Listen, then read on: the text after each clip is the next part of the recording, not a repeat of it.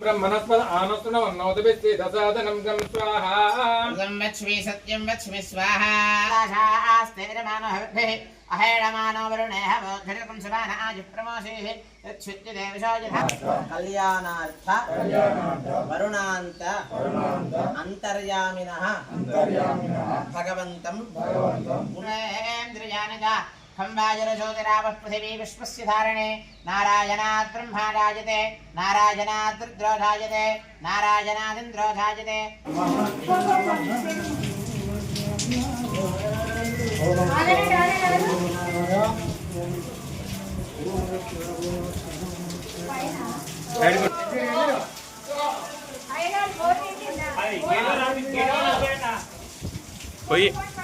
कोई सारे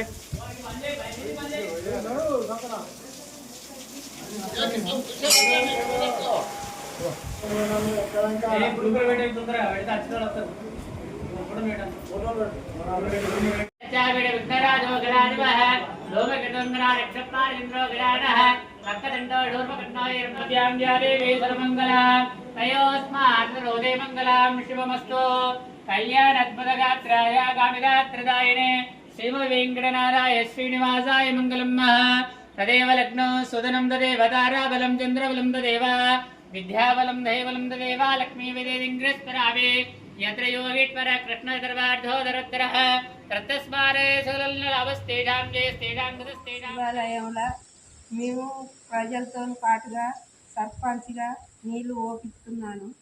వర్షాలు లేక అరిగోస పడతారు కాబట్టి కాలం వెనుకకు వచ్చింది కాబట్టి ఈ శివాలయానికి నీళ్లు పోతే వర్షం కురుతుందని మాకు నమ్మకం ఉన్నది. మేము ఇప్పుడు రామాయణంలో యజ్ఞం చేస్తున్నాం.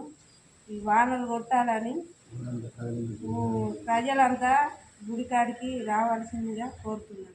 జనం మనం నమ్మకంతో మమ్మల్ని సర్పంచ్ గెలిపించినందుకు జనం కోరిక సుధా తీర్చేందుకు కొరకు మనం సుధా పూర్ణికులు శివాలయంలో నీళ్ళు వస్తే వానలు పడ్డాయి. ఇప్పుడు మేము సుధా చూసినాం. రామాలయంలో పూజలు చేస్తే వానలు పడ్డాయి మేము చూసినాం. ఇప్పుడు కాలం కొద్దిగా వెనకబట్టింది కాబట్టి ఇప్పుడు ఇక్కడ పార్టీలు అవి ఇవి కాదు, జనం మనకు ముందు.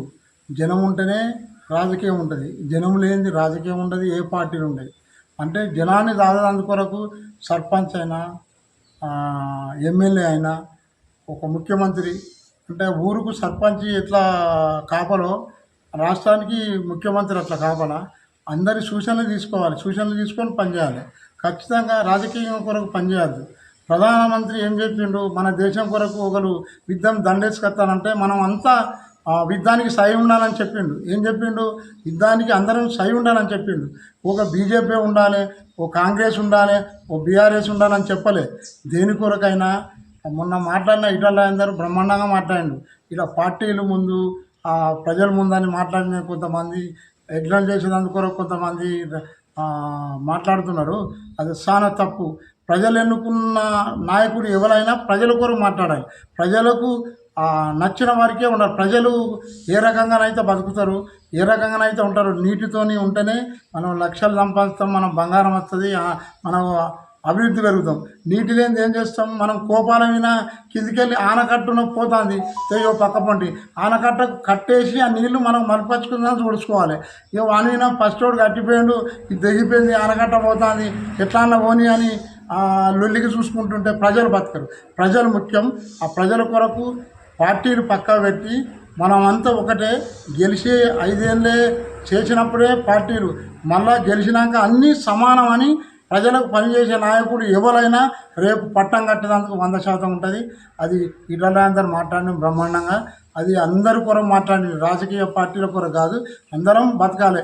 నరేంద్ర మోడీ మాట్లాడిండు, ప్రపంచ దేశాలు యుద్ధాలు నడుతుంది, అందరం కలిసికట్టి ఉండాలని. ఏం చెప్పిండు మీకు గుర్తు లేదా? కొందరికి అర్థం కావాలి.